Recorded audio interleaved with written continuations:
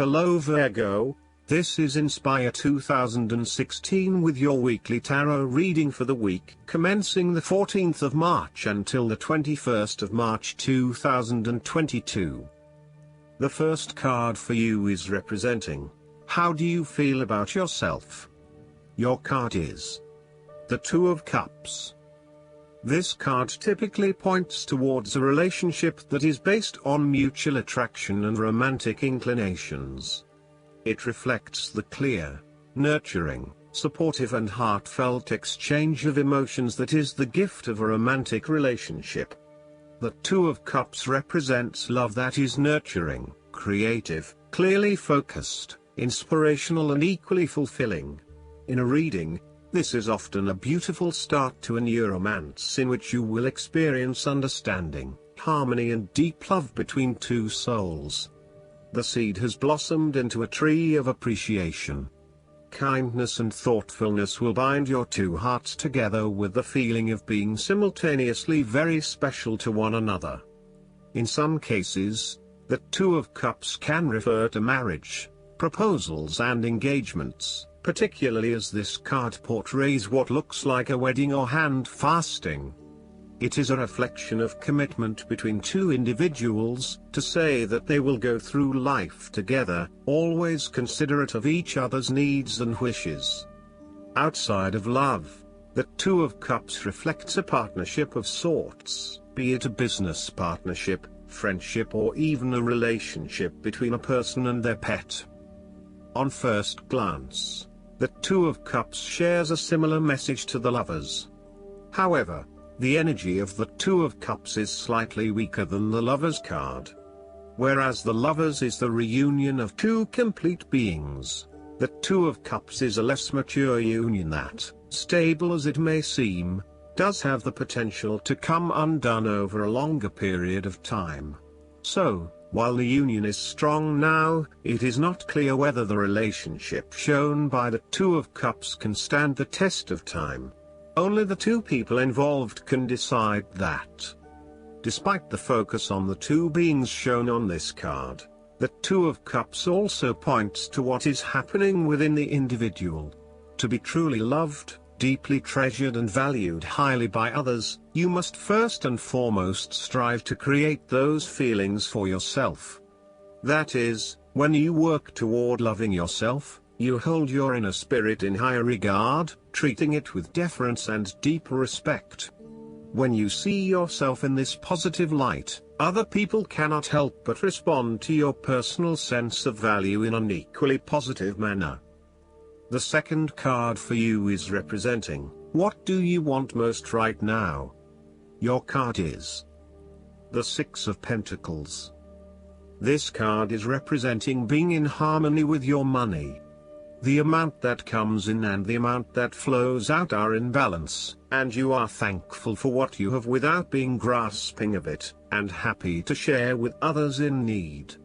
This card is also about charity. You may either be the wealthy man in this card, giving away his wealth, or the beggars, gratefully receiving what the man has to offer. If you are the wealthy man, then you have accumulated great wealth and are now in a position where you can offer financial assistance to those in need. Now that you have lived through the darkness long enough to see the inner light, it is time to help others who are not so fortunate. Consider giving to charity or reaching out a helping hand to someone who needs your support. The generosity of the Six does not limit itself to money and material things. Giving of your time or your wisdom is often just as spiritually fulfilling as giving away money or gifts, and the intangible gift of your presence is received just as well, if not better. You may also be inclined to make a loan to someone, on the premise that they will eventually pay you back once they are back on their feet. This is a loan built on trust and good faith, knowing that if you give something away, it will come back to you. Remember, though, that this is more about a short-term fix and not a sustainable solution towards self-sufficiency. So, think about how you can financially support your family or friends in a way that encourages them to stand on their own 2 feet eventually.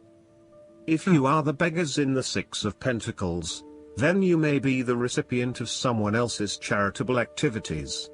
This will help you to get back on your feet and to eventually repay the charitable organization or individual, either with your time or your restored wealth. You will also need to identify ways in which you can become more self-sufficient in the long run. The risk of accepting charity is that you become dependent on it and cannot look after yourself. Be mindful that you are not becoming submissive or noticeably desperate as a result of the charity that someone else is providing you. The third card for you is representing your fears. Your card is the Page of Wands. This card suggests that you have tried a few new ventures or projects, but these have not been particularly successful. You may have had a vision to start a new hobby or project, with the view that it would lead to bigger and better things, but you soon realized that you had taken the wrong approach and it wasn't leading to the growth and development you had expected. You may have started to realize that you had not really focused enough on what your goals and objectives were, and that is why you were not reaching the outcomes you wanted.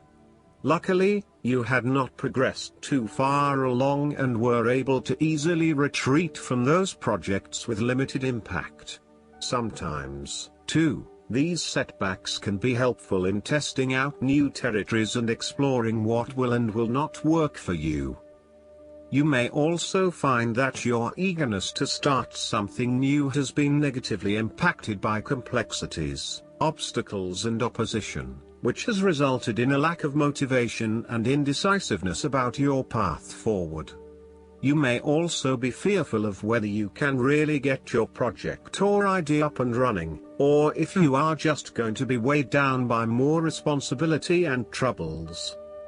The Page of Wands can depict a person who is immature with a self-image problem. It could be someone who is mean-spirited and aggressive, or someone who is helpless and always a victim. This is someone who never has anything good to say, is always pessimistic, and always brings everyone down. This person undercuts your enthusiasm and your self-confidence. Often, this is a superficial, lazy and arrogant person, one who is unwilling to make an effort, and is uncooperative and impatient.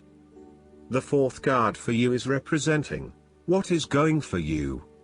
Your card is the Three of Wands. Your plans are now well underway and you are starting to consider even more opportunities to expand your current plans and maximize on the potential of your future. Everything is progressing steadily and as expected, thanks to your solid planning and ongoing motivation to persist. The Three of Wands indicates opportunities to expand your horizons, through study, travel, business enterprise and learning. You need to become more aware of the opportunities that exist for you right now, as there may be more than you are aware of. To best see and take advantage of them, you must concentrate, cooperate and remain open-minded.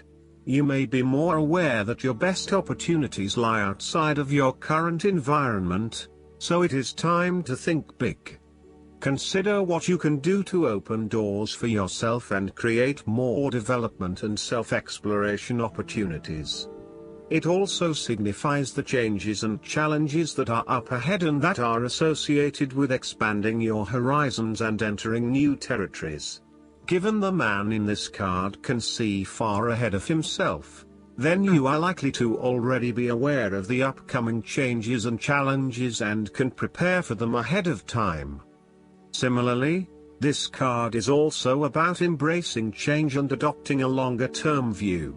It indicates you are in a position of strength as you control what happens around you. Thus, this is a card of vision and foresight and looking for greater possibilities. You are being encouraged to become a visionary and to dream beyond your current limitations. Now is the time to accept your vision and be confident that you will achieve it. Move fearlessly into new areas.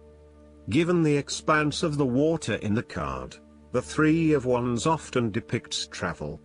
This card encourages you to think big in terms of where you want to travel to and what you will discover along the way. This card sees you traveling over water to a faraway country, where you will then have the opportunity to fully develop yourself and learn many new things. I see this as a wonderful card of opportunity that encourages you to be bold and take this leap of faith to truly develop who you are. The fifth card for you is representing what is going against you. Your card is the Ten of Swords.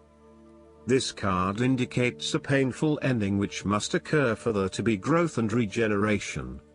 The Suit of Swords is the suit of thoughts, plans, and attitudes, and this card is very appropriate in the area of mental transformations. This card indicates that there will be a forceful re-evaluation or elimination of your previous attitudes about life, your views about yourself and what is important, and possibly your plans for the future. Despite the initial trauma and torment associated with this change, the imposed re-evaluation can be a very positive thing. It is important to understand that while the means of your demise may not seem reasonable or fair, your previous thoughts and attitudes really need to change in order for you to reach a better place in your life. Rather than dwelling on the painful ending, it is important to look ahead and realize how these events free you up to completely reshape your life and choose a new direction for yourself. The Ten of Swords may also indicate that you are resisting an inevitable ending, because you are deeply worried about how much it is going to hurt you.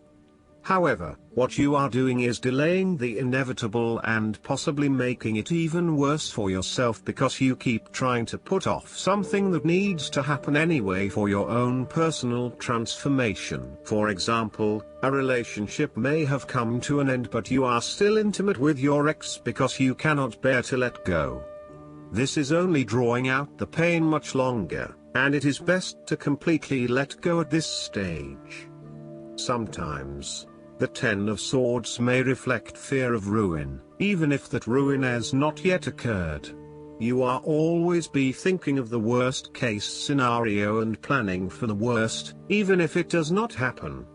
This is only creating unnecessary fear and anxiety for you, and it is important that you return to the energy of the Nine of Swords and run a reality check as to whether things are as bad as they seem. The Ten of Swords represents an old situation that ended very badly. You are still carrying around wounds from that situation, but you have buried them so deeply that you do not realize they are still present in your life and still hurting you. This old pain needs to be brought up and dealt with once and for all, so you can liberate yourself from these deeply inflicted wounds. It may be difficult to experience the pain again, but at least you are releasing yourself of this pain and allowing it to pass from your life. The last card for you is representing the likely outcome that you may have. Your card is the Ten of Cups. This card embodies happiness, joy, contentment and emotional fulfillment, particularly in the area of your relationships and family. It represents almost an idyllic state of peace, harmony and love where all your dreams and wishes have come true and you are delighting in your good fortune. Given it is a 10, this card indicates attainment of this idyllic state, so stop for a moment to appreciate everything that you have accomplished and be incredibly grateful for the blessings that fill your life right now. With the image of a happy family and a comforting home in the background, the Ten of Cups is indicative of a harmonious and loving family life. All family members are getting along with each other and there is a lot of happiness and love shared. No one is fighting or causing any tension. Instead, it is an environment of peace and happiness that lends itself to warm and loving relations. The presence of the Ten of Cups may even reflect an upcoming family holiday where you can rest and relax together, creating fun and happy family memories. There may be a family reunion or a family celebration where members of your extended family come together. This is a wonderful time to bond with your family and lay the foundation for a happy and harmonious future together. The Ten of Cups is also a very positive card in terms of romantic relationships and may indicate either the beginning of a new, very happy relationship, or the ultimate satisfaction of a long-term relationship. Commitment and love are the requirements of such satisfaction, yet this card promises that with the required effort a lasting love can be built. The time will also be made for the enjoyment of pleasures, which may be shared with another person whom you love. Last but not least, the guidance card for you is the Eight of Winter.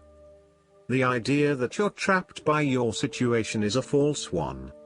Don't let your ego convince you that you're without power. You have what it takes to move out of any situation you don't like. With resolve and determination, tell yourself that you will have the life you desire. Believe in yourself. Changes require commitment, and that means making a choice to actively improve matters. If you find it difficult to focus, ask God, the angels, and the fairies to send you signs to help create a plan. Take responsibility for your life now. A fairy stands on a slab of ice, feeling trapped. However, the distance from her island of ice to the next one is short and the space easily stepped over. Her sense of entrapment is an illusion. Additional meanings of this card: the illusion of being trapped, the need to take back your personal power, not believing in yourself. I hope that you enjoy everything, and if you like the reading, just please click subscribe and you will get instant notifications every time we publish a new video right to your YouTube. Thanks.